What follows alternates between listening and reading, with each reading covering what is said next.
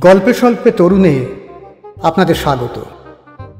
বাংলা সাহিত্য ভাণ্ডারে ছোট গল্পের সম্ভার অতুলনীয়। মণিমাণিক্য খচিত সেই সব ছোট গল্প নিয়েই আপনাদের সামনে আমি তরুণ।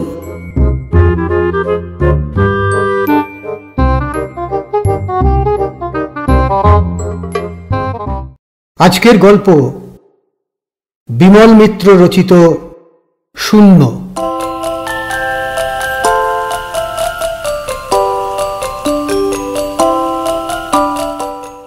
আমাদের পাড়ার ফটিক পাগলার হঠাৎ ৩১ বছর বয়সে পাগলামি সেরে গেল। অর্থাৎ সে একেবারে সুস্থ স্বাভাবিক ভালো মানুষ হয়ে গেল। ছোটবেলা থেকে তাকে দেখে আসছি আমরা তাকে পাগল বলেই জানতুম, ফটিক পাগলা বলেই ডাকতুম তাকে। তাতে সে কিছু মনে করত না, বরং হাসত। হয়তো মনে মনে সে আমাদেরই পাগল ভাবত। কিন্তু হঠাৎ ৩১ বছর বয়সে সে যে ভালো হয়ে যাবে তা আমরা কল্পনাও করতে পারিনি। কিন্তু ফটিক পাগলা ভালো না হলেই বোধহয় ভালো হতো। ফটিক পাগলা বলতো, আপনারা হাসছেন বটে দাদা, কিন্তু দেখবেন একদিন ফটিক পাগলা যা বলে তাই ফলে যাবে, তখন আপনাদের কাঁদতে হবে। ফটিকের অদ্ভুত স্বভাব ছিল। আমাদের পাড়ার চায়ের দোকানে সকালবেলার দিকে আমরা সবাই জড়ো হতো। নিতাই মোদকের চায়ের দোকান ছিল আমাদের নিত্যকারের আড্ডা। সকালবেলা একবার দোকানে না গেলে দিনটা জমতো না ঠিক। নিতাই হাতে চা না খেলে আমাদের সকালটা মাটি হয়ে যেত। বাজারের থলিটা নিয়ে আমার মতো আরও কয়েকজন ছিল নিতাইয়ের নিত্যকারের খদ্দের। ওই শুধু এক কাপ চা, আর কিছু নয়। বেগুনি, ফুলুরি, আলুর চপ অবশ্য ভাজত নিতাই, কিন্তু সেদিকে আমাদের তেমন লোভ ছিল না। ওগুলো ছোটবেলায় খেতুম, তারপর বড় হয়ে শুধু চা। এখানেই এসে জুটত ফটিক পাগলা। পাগলা ফটিক ঠিক পুরোপুরি পাগল নয়, কেমন খ্যাপাটে মতন। ভোরবেলা ঘুম থেকে উঠেই বাজারের থলিটা নিয়ে এসে বসত দোকানে। কাপের পর কাপ চা খেত। তারপর ৯টা-১০টা বাজবার পর বাজার করে নিয়ে বাড়ি ফিরত। ফটিক বলতো, দুনিয়াটাই মিথ্যে দাদা, শুধু দুদিনের মায়া। আমরা বলতাম, কেন ফটিক, মায়া বলছো কেন?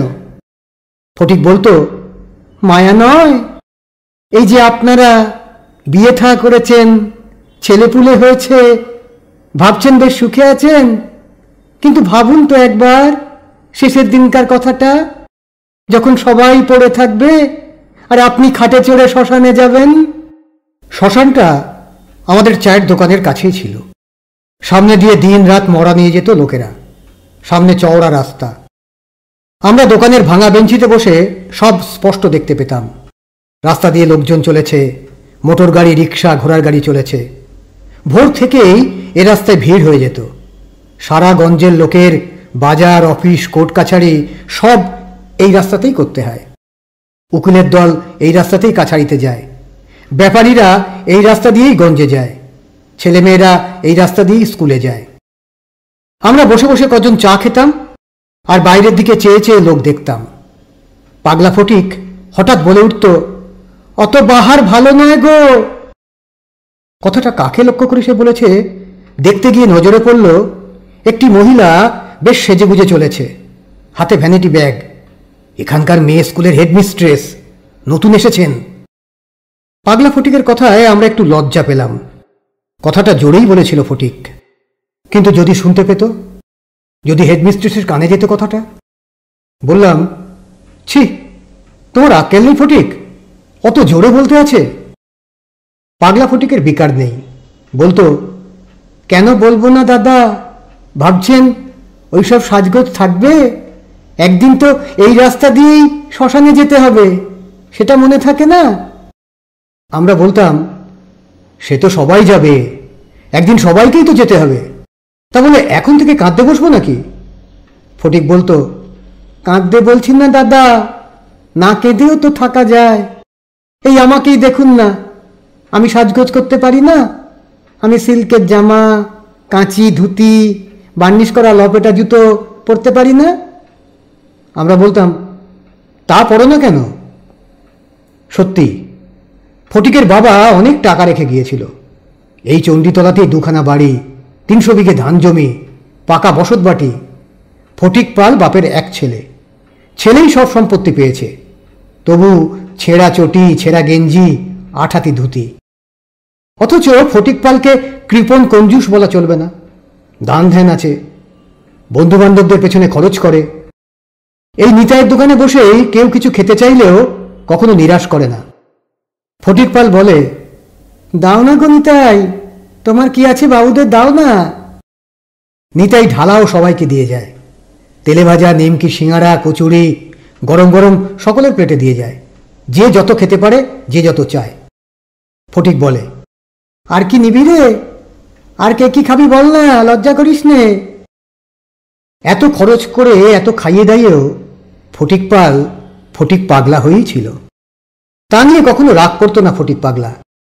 ফটিক পাগলা বলতো, সত্যিকারের পাগল হলে তো বেঁচে যেতুম দাদা, তেমন ভাগ্য কি কপালে আছে?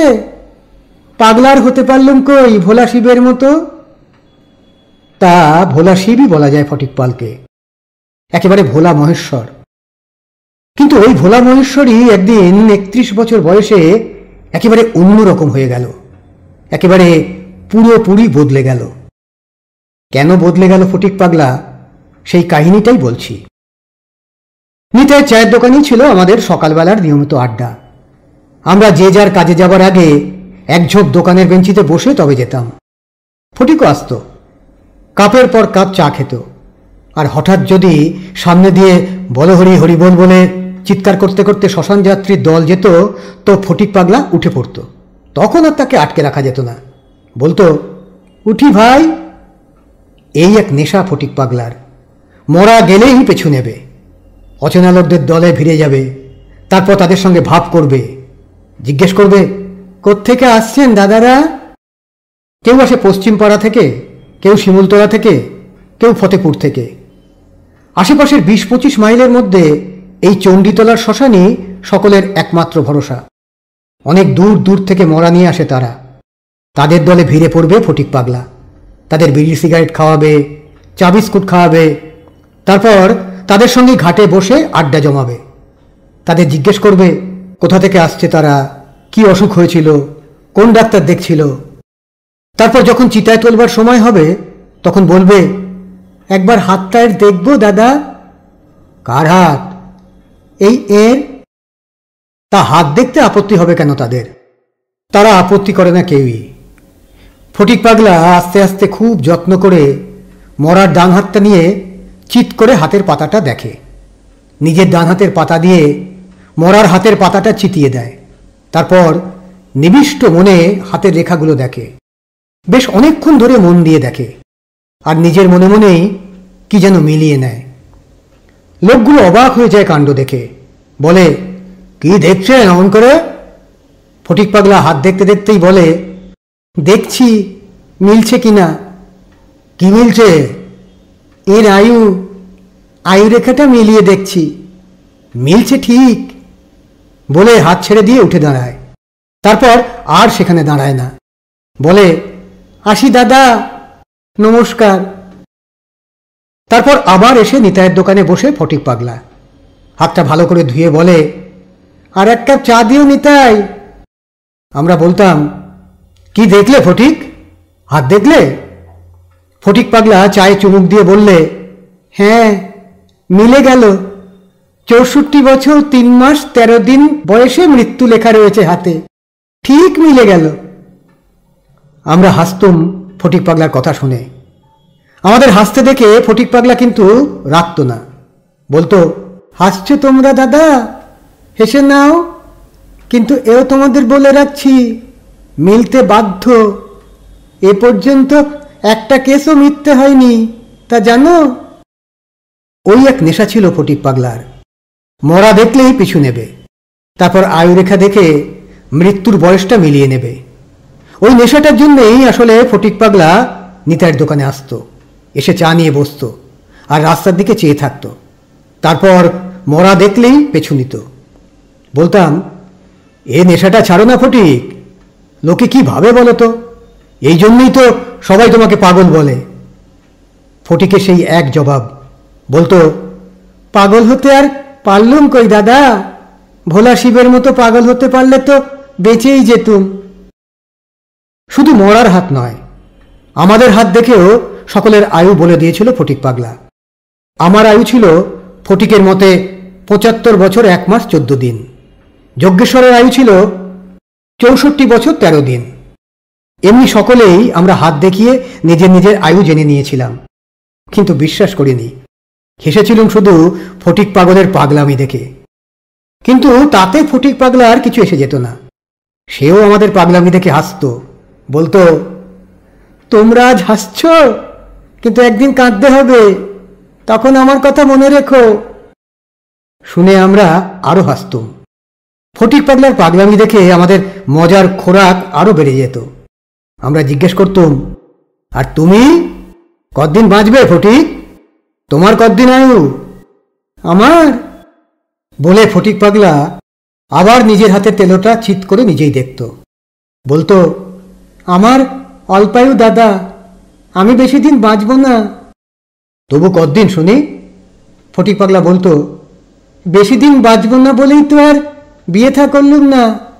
শেষে মিছিমিছি একটা অবলা মেয়েকে বিধবা করে যাব তো ওই তো নয়। তবু বলো না কতদিন, আমরা মিলিয়ে নেব। ফটিকও হাসত, বলতো, বেশ, তাহলে মিলিয়ে নিও দাদা। ফটিক পালের ক্যালকুলেশন কখনো মিথ্যে হয় না। আমি ঠিক মরব ১৯৫১ সালের ১৩ জুন রাত্রিরে। তখন আমার বয়স হবে ৩১ বছর ২১ দিন। কটার সময় মারা যাবে? রাত ৮টা ৩৫ মিনিটে। ঘড়ি দেখে সময় মিলিয়ে নিও। ফটিক পালের ক্যালকুলেশন কখনো মিথ্যে হয়নি আজ পর্যন্ত। বলে কেমন যেন গম্ভীর হয়ে যেত ফটিক পাগলা।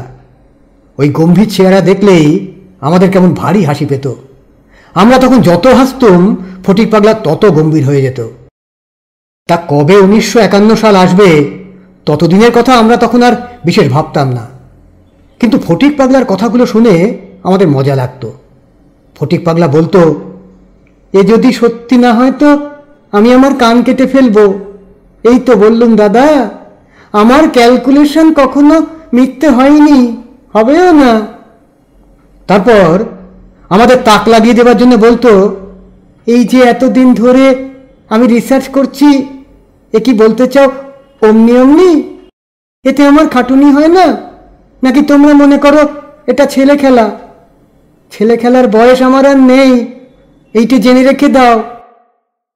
তা সত্যি সত্যি ফটিক পাগলা নিজের মৃত্যু তারিখটা মনে প্রাণে বিশ্বাস করত। নিজের বিধবা মাকেও বলেছিল, আত্মীয় স্বজন পাড়াপড়শি সকলকেই বলেছিল। বলতে গেলে সে তৈরি হয়েছিল মৃত্যুর জন্যে। নিজের স্থাবর অস্থাবর সমস্ত সম্পত্তি উইল করে রেখেছিল। তার মা আর তার মৃত্যুর পর সমস্ত সম্পত্তি রামকৃষ্ণ মিশনকে দান করে গিয়েছিল। ফটিক বলতো, সব ওরাই দেখাশুনো করবে, ওরা জাল জোচ্চর নয়। আমি সাধু মহারাজের হাত দেখেছি, অনেক দিন পরমায়ু। একবার একটা কাণ্ড হয়েছিল। সেদিনও মরার পেছন পেছন গেছে ফটিক পাগলা। সকলের সঙ্গে ভাবটা করেছে, চা বিস্কুট খাইয়েছে, বিড়ি সিগারেট বিলিয়েছে। তারপর যখন চিতায় উঠবার সময় হয়েছে তখন বললে, দাদা একটা কথা বলবো? কি বলুন? একবার হাতটা দেখবো দাদা। কার হাত? এই এর, একবার আয়ুটা দেখতাম। সকলেরই কেমন একটা কৌতূহল হলো। তা দেখতে আর ক্ষতিটা কিসের? ফটিক মরার ডান হাতটা নিয়ে চিৎ করে দেখতে লাগলো। দেখতে দেখতে ফটিকের কপালের মাংস কুঁচকে উঠল, যেন এতদিনের সব বিদ্যে সব গবেষণা তার গোলমাল হয়ে গিয়েছে। আবার দেখতে লাগলো। তখনও বিকেল হয়নি পুরোপুরি। সেই পরন্ত আলোর দিকে ঘুরিয়ে ফিরিয়ে হাতটা দেখতে লাগলো। লোকরা অবাক হয়ে গিয়েছিল। জিজ্ঞেস করলে, কি দেখছেন অমন করে? ফটিক বললে, মিলছে না যে। মিলছে না মানে? ফটিক বললে, এর তো পরমায়ু আছে এখনো, এ তো মরতে পারে না। বলছেন কি মশাই? ডাক্তার এসে দেখে ডেথ সার্টিফিকেট দিয়ে গেছে যে। না, মরেনি, এ মরতে পারে না। এ মরলে আমার ক্যালকুলেশন ভুল, আমার রিসার্চ মিথ্যে, আমি হাত দেখা ছেড়ে দেব। আপনারা ডাক্তার ডাকুন, চণ্ডীতলায় ডাক্তার আছে ভালো, আমি ডেকে আনছি, টাকা আমি দেব। ফটিকপালের ক্যালকুলেশন মিথ্যে হয় না কখনো। তা সত্যিই তাই হলো। ফটিক পাগলের কথাই ঠিক হলো শেষ পর্যন্ত। চণ্ডীতলার শ্মশানে হইচই পড়ে গেল, সবাই এসে ভিড় করলো শ্মশানে, লোকে লোকারণ্য একেবারে। ছোট 7-8 বছরের ছেলেটা। ডাক্তার এসে পরীক্ষা করে বললে এখনো লাইফ আছে শরীরে। ফটিক পাগলের তখন রোগ দেখে কে, সেই শ্মশানে চিৎকার করতে লাগলো, ফটিক পালকে তোমরা পাগলা বলো আর যাই বলো, তার ক্যালকুলেশন কখনো মিথ্যে হতে পারে না। ফটিক পালের ক্যালকুলেশন যদি মিথ্যে হয় তো এই পৃথিবীটাই মিথ্যে, বোম কালী। সত্যি সত্যি শেষ পর্যন্ত লোকগুলো আবার ফিরে গেল বাড়ি। সেই ছেলে তারপর অনেক বড় হলো। বড় হবার পর ছেলের বাপ মা ফটিক পাগলাকে আশীর্বাদ করে গেল চণ্ডীতলায় এসে। বললে, আপনি আমাদের যা উপকার করলেন ফটিক বাবু, তা আমরা জীবনেও ভুলব না। আবার আমরা জীবন ফিরে পেলাম, আমরা আপনার কেনা হয়ে রইলাম। ফটিক পাগলা বললে, এসব আমাকে বলে কোনো লাভ নেই দাদা, এসব আপনি এই অবিশ্বাসীদের বলুন, এদের একটু চৈতন্য হোক। আরে আমার ক্যালকুলেশন যদি মিথ্যেই হবে তো তার জন্য আমি এত মেহনত করি? আমার কি সত্যি সত্যি মাথা খারাপ হয়ে গেছে? এসব আমাদের নিজের চোখে দেখা ঘটনা। এরপর থেকে চণ্ডীতলায় ফটিক পাগলার প্রতিপত্তি দেখে কে? সকলেই হাত দেখাতে আসে ফটিক পাগলার কাছে। 10-20 ক্রোশ দূর থেকে গাড়ি করে লোক আসে। 80-90 বছরের বুড়ো বুড়িরা এসে ফটিক পাগলার কাছে হাত দেখাতো, কবে মারা যাবে, কতদিন তাদের পরমায়ু। ফটিক পাগলাকে তারা পয়সা, টাকা, সোনা রূপো প্রণামী দিতে চাইত। ফটিক পাগলা জিভ কেটে দুহাত পিছিয়ে যেত, বলতো, আরে ছি ছি, এ কি করছেন আপনারা?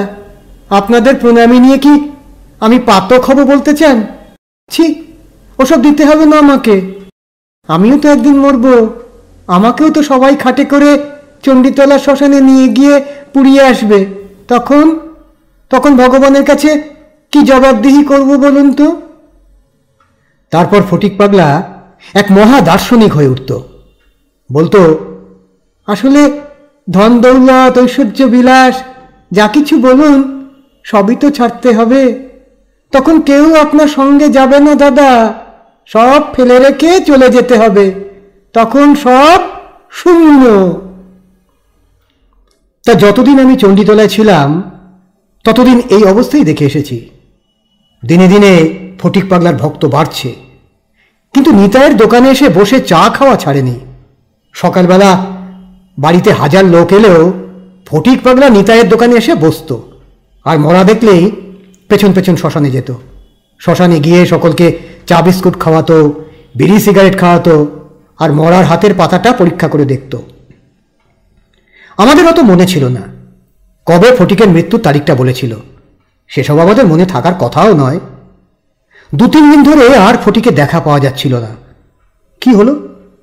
এমন তো করে না। আমরা গেলাম ফটিক পাগলার বাড়ি। ফটিক ঘরের মধ্যে শুয়েছিল। আমরা কাছে গিয়ে জিজ্ঞেস করলাম কি হয়েছে তার। ফটিকের মুখে হাসি ফুটল, সেই আগেকার মতো। বললে, এবার দিন ঘনিয়ে এসেছে দাদা। সে কি? আমরা অবাক হয়ে গেলাম। ফটিক পাগলা বলে, নিয়তি কে খণ্ডাতে পারে দাদা, আর তো দেরি নেই আমার, চললুম। কথাটা শুনে আরো অবাক হয়ে গেলাম। ফটিক পাগলা বললে, তাইতে কাউকে আর বাড়িতে ঢুকতে দিচ্ছি না দাদা, তোমরা এলে তাই কথা বলছি, শেষ কটা দিন একটু ভগবানের নাম করি মনে মনে। জিজ্ঞেস করলাম, তোমার কি হয়েছে? ফটিক বললে, কিছুই হয়নি, কিন্তু হবে, এই তো আর 4 দিন। এই 1951 সাল পড়েছে তো, আজকে জুন মাসের 9 তারিখ, 13 তারিখ রাত 8:35 মরে যাব। তখন আমার বয়স হবে 31 বছর 21 দিন, আর 4টে দিন। বললাম, কিন্তু এখনো তো জ্বর জারি কিচ্ছু নেই, এই 4 দিনের মধ্যেই মারা যাবে কি করে? ফটিক বললে, নিয়তি কেন বাধ্যতে দাদা? কে নিয়তিকে আটকাতে পারে? হয়তো রাত 8:35 ভাত খাচ্ছি, হঠাৎ গলায় ভাত আটকে দম ফেটে মারা গেলাম। কিছু কি বলা যায়? এর কি কোনো নিয়ম আছে? নিয়মটা বার করতে পারলে তো ভগবান হয়ে যেতাম আমি। বাইরে হাসিনি, কিন্তু মনে মনে সেদিন ফটিক পাগলার কথা শুনে হেসেছিলাম। আর 4টে দিন, দেখাই যাক না কি হয়। 4টে দিন আমরা যে কি অস্বস্তিতে কাটালাম, শেষ পর্যন্ত যদি ফটিক পাগলার কথাই সত্যি সত্যি ফলে যায়। আর শুধু আমরাই নয়, চণ্ডীতলার আশেপাশের সব গাঁয়ের লোক এসে ফটিকের বাড়ির সামনে জড়ো হতে লাগলো। ফটিকের বুড়ি মা 4 দিন ধরে কেঁদে কেটে অস্থির হয়ে উঠল। ফটিক পাগলা মার কান্না শুনে মাকে কিছু বলতো না। আমাদের বলতো, মা তো বুঝবেন না দাদা, মরতে আমার কি আনন্দ যে হচ্ছে। আমরা বললাম, মরতে তোমার আনন্দ হচ্ছে নাকি ফটিক? বলছো কি তুমি? ফটিক বললে, তা আনন্দ হবে না?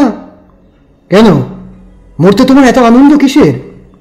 ফটিক পাগলা বললে, আমি না মরলে যে আমার ক্যালকুলেশন মিথ্যে হয়ে যাবে দাদা। এতদিন ধরে আমি রিসার্চ করেছি, এত মেহনত করেছি, তাহলে কিসের জন্যে? সব কি অমনি অমনি? সত্যি, সে 4 দিন আমাদের কারো অশান্তির শেষ ছিল না। আমরা ভোরবেলা উঠে ফটিক পাগলা বাড়িতে যেতাম, দুপুরবেলা খেয়ে দিয়ে আবার যেতাম, তারপর সন্ধ্যেবেলাতেও আবার যেতাম। শুধু আমরা নই, চণ্ডীতলার সবাই। দেখতাম ফটিক পাগলা চুপ করে শুয়ে আছে, কিছু হয়নি তার, জ্বরও হয়নি, পেটের অসুখও হয়নি, এমনকি মাথাও ধরেনি। মারা যাবার আগে যা যা লক্ষণ হয়ে থাকে তার কিছুই হয়নি। বেশ দিব্যি সুস্থ স্বাভাবিক মানুষ, খাচ্ছে যাচ্ছে আর খাটের ওপর শুয়ে শুয়ে পড়ে আছে। শেষকালে 1951 সালের 13ই জুন এলো। সকাল হলো, দুপুর হলো, সন্ধে হলো, রাত 8টা বাজলো, 8:30 বাজলো, 8:35 হলো, তারপর রাত 9টা বাজলো, 10টা বাজলো। গ্রামের লোক সব বাইরে ভিড় করে দাঁড়িয়ে আছে। সমস্ত চণ্ডীতলাটাও যেন থমকে দাঁড়িয়ে গেছে, সময় যেন নিঃশ্বাস বন্ধ করে ওত পেতে আছে। আমরা ফটিক পাগলার বিছানার কাছে ছিলাম। ঘড়ির দিকে চেয়ে বললাম, আর কি, এবার বিপদ কেটে গেছে ফটিক, এবার ওঠো, উঠে পড়ো। কিন্তু ফটিক পাগলার চোখ দুটো দেখে চমকে উঠলুম। দেখি ছলছল করে উঠেছে। তারপর হঠাৎ আমার হাত দুটো ধরে হাউ হাউ করে কেঁদে উঠল। বললে, আমার ক্যালকুলেশন যে মিলল না দাদা। আমরা সে অবস্থায় আর কিছু বললুম না। অনেক রাত হয়ে গিয়েছিল। ফটিকের মার কান্না তখন থেমে গিয়েছে, কিন্তু ফটিক পাগলার কান্না আর যেন থামতে চায় না। আমরা তাকে বুঝিয়ে সুঝিয়ে সান্ত্বনা দিয়ে বাইরে এসে প্রাণ খুলে হাসতে লাগলাম। এরপর চণ্ডীতলায় আর বেশি দিন থাকা হয়নি, কিন্তু যতদিন ছিলাম ততদিন আর ফটিক পাগলাকে দেখতে পাইনি। ফটিক পাগলা সেই দিন থেকেই অন্যরকম মানুষ হয়ে গেল। আর রাস্তায় বেরোয় না, কারো সঙ্গে কথা বলে না, নিতাইয়ের চায়ের দোকানেও আর আসতো না, মরার পেছন পেছন শ্মশানেও আর কখনো যেত না, কেউ বাড়িতে গেলেও দেখা করতো না, বলতো, এসব মেলে না। তারপর কয়েক বছর আগে একবার কদিনের জন্য চণ্ডীতলায় গিয়েছিলাম। গিয়ে ফটিক পাগলাকে দেখে অবাক। দেখি দামি সিল্কের পাঞ্জাবি পরেছে, মাথার চুলে ঢেউ খেলানো তেড়ির বাহার, পায়ে পামশু, গায়ে ভুরভুর করছে সেন্টের গন্ধ। আমার পাশ দিয়ে হেঁটে চলে গেল। আমাকে যেন দেখেও দেখতে পেল না। আমিও প্রথমে চিনতে পারিনি, নইলে আমিই ডেকে কথা বলতাম। যজ্ঞেশ্বর বললে, ওকে আর ঘাঁটিও না ভাই, ও বিয়ে থা করে একেবারে গোল্লায় গিয়েছে। ফটিক পাগলা বিয়ে করেছে শুনে অবাক হওয়ারই কথা। শুনলাম সেই ঘটনার কিছুদিনের মধ্যেই নাকি বিয়ে করে ফেলেছিল ফটিক। 2টো ছেলেও হয়ে গেছে ইতিমধ্যে। কারো সঙ্গে মেলামেশা করে না, নিতাইয়ের চায়ের দোকানেও আসে না। আর শুধু তাই নয়, চণ্ডীতলার বাজারে মেয়ে মানুষ রেখেছে ভালো দেখে, রাত্রে সেখানেই পড়ে থাকে। মদ আর মেয়ে মানুষ নাকি এখন তার একমাত্র সঙ্গী। পুরনো লোক কেউ কিছু বলতে গেলেই ফটিক বলে, ওসব কিছু মেলে না। কিন্তু সব শুনে আমার যেন কেমন মনে হলো, সব মেলে। ফটিক পাগলার জীবনের সব কিছু যেন হুবহু মিলে গেছে। তার ক্যালকুলেশন এতটুকু মিথ্যে হয়নি, তার রিসার্চ ব্যর্থ হয়নি, তার মৃত্যুই হয়ে গেছে। 31 বছর 21 দিন বয়সে তার মৃত্যু হবে ফটিক বলেছিল, সেই দিনই তার মৃত্যু হয়েছে। তার অতদিনের ক্যালকুলেশন নিখুঁতভাবে কাঁটায় কাঁটায় মিলে গেছে।